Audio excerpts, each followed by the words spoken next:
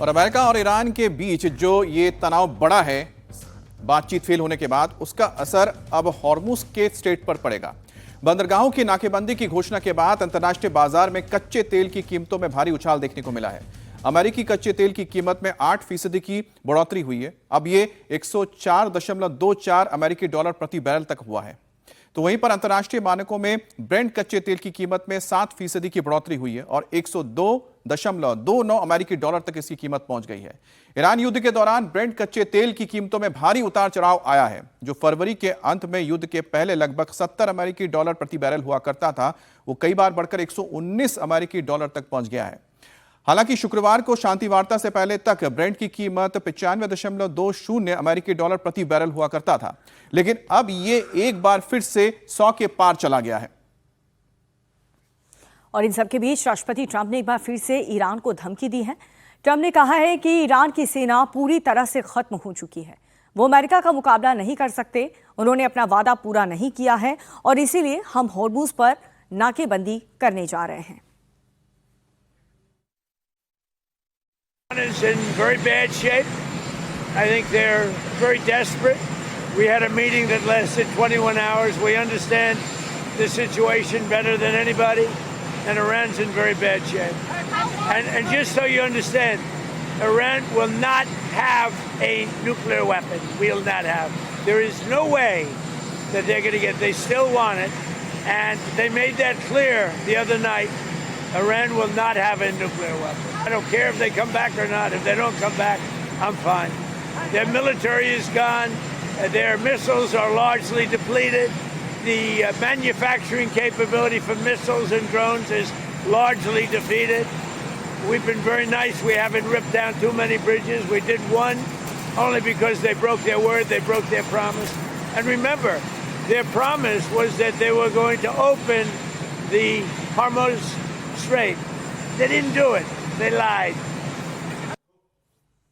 और हॉर्मुज में अमेरिका की नाकेबंदी करने के ऐलान पर ब्रिटेन ने ट्रंप को एक बहुत बड़ा झटका दिया है।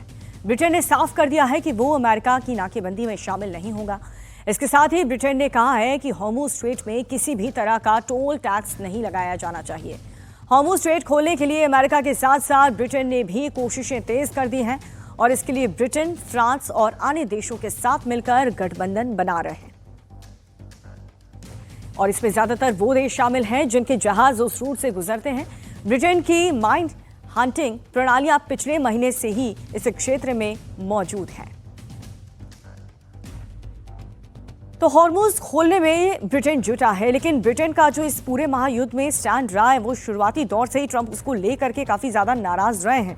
और अब एक बार फिर से देखिए, हॉर्मुज स्ट्रेट पर ईरान की टोल वसूलने के ऐलान पर ऑस्ट्रेलिया के पीएम एंथनी अल्बनीज ने कहा है कि हॉर्मुज स्ट्रेट खुलना चाहिए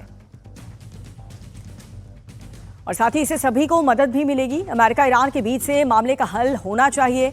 वहीं एंथनी अल्बनीज ने कहा है कि अमेरिका ने हॉर्मुज स्ट्रेट को ब्लॉक करने के लिए ऑस्ट्रेलिया से मदद नहीं मांगी है। The resumption of peace talks. We want to see an end to this conflict. It's having a devastating impact on the global economy, and the longer it goes, the bigger the impact will be and the longer the tail will be as well. And so we want to see an end to the conflict. We've made that very clear for some time. Wake up in the morning and there's usually some change in the circumstances in the Middle East. And what I want to see is to wake up in the morning and see that peace is broken out on a permanent basis, that we have de-escalation, that we have an end to civilian loss of life, we have an end to loss of civilian infrastructure, and that importantly the Strait of Hormuz is about to be opened with freedom of navigation. That's what I want to see, and that's what Australians want to see, and that's what global citizens want to see as well, because this global conflict on the other side of the world is having an impact here, and it's having an impact right around the world. और पाकिस्तान में US Iran वार्ता विफल होने के बाद से नाराज राष्ट्रपति ट्रंप ने अब पोप पर निशाना साधा है। ट्रंप ने पोप लियो बेंट को बेहद ही कमजोर और उदारवादी बताते हुए कहा है कि पोप लियो का प्रशंसक नहीं हूं। ट्रंप ने कहा है कि पोप लियो अपराध के मामले में कमजोर हैं और विदेश नीति के लिहाज से बेहद कमजोर है। ट्रंप ने पहले पोप पर भड़ास निकाली और उसके बाद ट्रंप ने ट्रूथ पर अपनी एक तस्वीर पोस्ट की जिसमें वो यीशु मसीह के तरह बीमारों को ठीक करते हुए दिख रहे हैं। ये तस्वीर ट्रंप के साथ है और चीले, लड़ाकू विमान और स्टैचू ऑफ लिबर्टी भी इसमें नजर आ रही है। इस्लामाबाद वार्ता फेल होने के बाद अब मिडिल ईस्ट जंग का फोकस हॉर्मुज पर हो गया है। अमेरिका और ईरान दोनों ही इस पर कंट्रोल करने के लिए ऐलान कर रहे हैं, लेकिन इन सब के बीच यमन के करीब का समुद्री रास्ता बाब अल मंदेब ईरान के लिए ट्रम्प कार्ड साबित हो सकता है। बाब अल मंदेब जलमंडू रेड सी के पास है जो सुएज कनाल से जोड़ता है और इस पर ईरान के प्रॉक्सी हुती विद्रोहियों का नियंत्रण है। 2023 में एक बार फिर हुती विद्रोहियों ने इसको बंद कर दिया था और मिडिल ईस्ट में हालात बिगड़ने के बाद हुती विद्रोही एक बार फिर से इसे बंद करने की बात कर रहे हैं। हुती विद्रोहियों का कहना है कि ईरान से हरी झंडी मिलते ही वो एक झटके में बाब अल मंदेब स्ट्रेट को बंद कर देंगे। अगर स्ट्रेट ऑफ हॉर्मुज के साथ साथ बाब अल मंदेब स्ट्रेट भी बंद हो जाता है तो दुनिया को होने वाली तेल गैस की सप्लाई का 30% पर ब्रेक लग जाएगा। अभी सऊदी अरब के पास से एक रास्ता है जिससे तेल गैस के टैंकर गुजर रहे हैं और वो लाल सागर होते हुए एशिया की तरफ भी आ सकते हैं और यूरोप की तरफ भी जा सकते हैं। लेकिन अगर यह रास्ता हुती विद्रोहियों द्वारा बंद किया जाता है तो एशिया की तरफ आने वाले जहाजों पर सबसे ज्यादा असर पड़ेगा और इस जंग में हुती अगर सीधे शामिल होता है तो इससे यह जंग और ज्यादा व्यापक तौर पर फैलेगा। जानकारों का तो कहना है कि हुती ईरान की वो इंश्योरेंस पॉलिसी है जिसे तेहरान ने अभी कैश नहीं कराया है।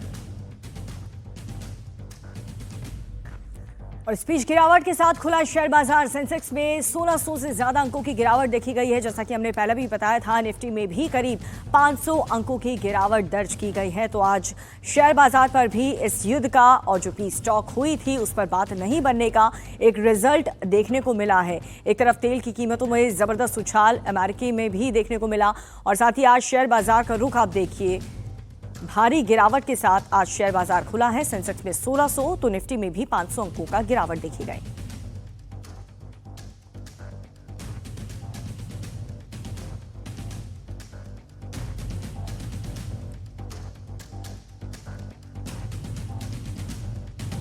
और ईरान को चीन की तरफ से मदद मिलने की खबर सामने आने के बाद अमेरिकी राष्ट्रपति डोनाल्ड ट्रंप ने चीन को चेतावनी दी है। ट्रंप ने कहा है कि अगर चीन ईरान की मदद करता है तो अमेरिका उस पर भारी टैक्स लगाएगा। इसके साथ ही ट्रंप ने कहा है कि अगर चीन ईरान को सैन्य मदद देता हुआ पकड़ा गया तो उस पर 50% टैरिफ भी लगाया जा सकता है। दावा तो किया जा रहा है कि चीन ईरान को कंधे से दागी जाने वाली पोर्टेबल शहद से हवा में मार करने वाली मैन पोर्टेबल मिसाइलें दे रहा है जिसके जरिए आप जमीन से कम ऊंचाई पर उड़ान भरने वाले हेलीकॉप्टर्स, ड्रोन्स या फिर किसी एयरक्राफ्ट को मार गिरा सकते हैं। ट्रंप का यह बयान ऐसे वक्त में आया है जब अगले महीने उनका चीन का दौरा है जहां उनकी मुलाकात राष्ट्रपति शी जिनपिंग से होनी है।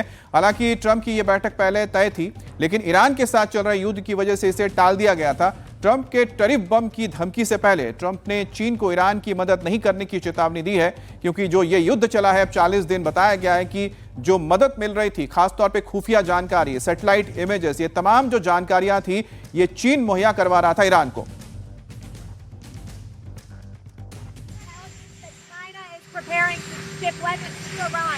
Well, if China does that, China's going to have big problems, okay?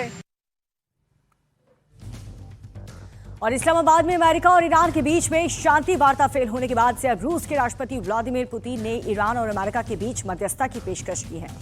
इसके लिए रूसी राष्ट्रपति पुतिन ने ईरान के राष्ट्रपति मसूद पेज़ेश्कियान से फोन पर बात की। इस बातचीत में पुतिन ने साफ कह दिया कि रूस इस पूरे इलाके में शांति स्थापित करने के प्रयासों में मदद करने के लिए तैयार है। रूस ये चाहता है कि बातचीत के जरिए इस संकट का समाधान निकले और पूरे क्षेत्र में एक तरीके से स्थिरता आए। रूस की इस पहल को इसलिए भी अहम माना जा रहा है क्योंकि वो खुद को एक ऐसे देश के रूप में पेश कर रहा है जो दोनों पक्षों के बीच बातचीत को आगे बढ़ा सकता है। रूस और ईरान के रिश्ते अच्छे हैं। हालांकि ईरान का कहना है कि अमेरिका अब तक तेहरान का भरोसा जीतने में नाकाम रहा और हालांकि शांति वार्ताओं के बावजूद दोनों देश के बीच अविश्वास अब भी बना हुआ है जो किसी भी समझौते में एक बहुत बड़ी बाधा बन सकता है। अब बात करते हैं लेबनान की, जहां पर लेबनान में मौजूद हिजबुल्लाह और इजराइल के बीच भीषण जंग जारी है। इजरायली फोर्सेस साउथ लेबनान के इलाके में घुस चुकी है जहां पर हिजबुल्लाह के साथ कई दिनों से यहां पर जमीनी लड़ाई चल रही है। वहीं पर आईडीएफ यानी कि इजरायली डिफेंस फोर्स लेबनान में कई शहरों में हिजबुल्लाह के ठिकानों को हवाई हमले में ध्वस्त कर चुकी है। इस बीच रविवार को भी इजरायली पीएम बेंजामिन नेतन्याहू रक्षा मंत्री के साथ साउथ लेबनान पहुंचे और जवानों से मुलाकात की।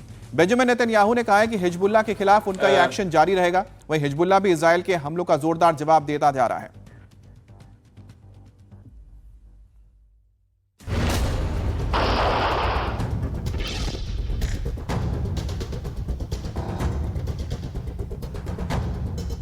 अमेरिका और ईरान के बीच वार्ता फेल होने के बावजूद अभी 2 हफ्ते का सीज फायर लागू दिख रहा है, लेकिन इजराइल का लेबनान में हमला और हिजबुल्लाह का जवाबी हमला थम नहीं रहा।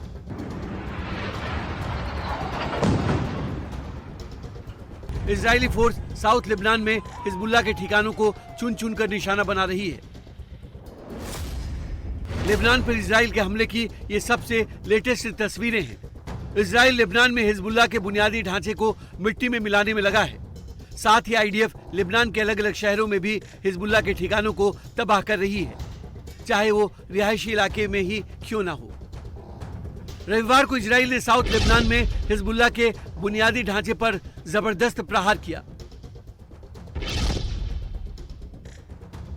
आईडीएफ ने एयर स्ट्राइक करके हिजबुल्लाह के 1 दर्जन से ज्यादा ठिकानों को उड़ा दिया। यह हमला इतना जबरदस्त था कि हमले के बाद आसमान में धुएं का गुबार छा गया। इजराइल के हमलों के बाद लेबनान का शरीफा शहर मलबे का ढेर बन गया। शहर के एक बड़े हिस्से की कई इमारतें पूरी तरह तबाह हो गई। सड़कों पर मलबा बिखर गया। हिजबुल्लाह के लड़ाके भी इजरायली हमलों का जवाब देने में देर नहीं कर रहे। दक्षिणी लेबनान में इजरायली सैनिकों को निशाना बनाकर हिजबुल्लाह ने क्लस्टर ड्रोन्स का अटैक किया। इस हमले में इजरायली सेना को काफी नुकसान का दावा किया जा रहा है। हिजबुल्लाह का कहना है कि जब तक अमेरिका और इजरायल के हमले नहीं रुकेंगे तब तक इस तरह का पलटवार जारी रहेगा।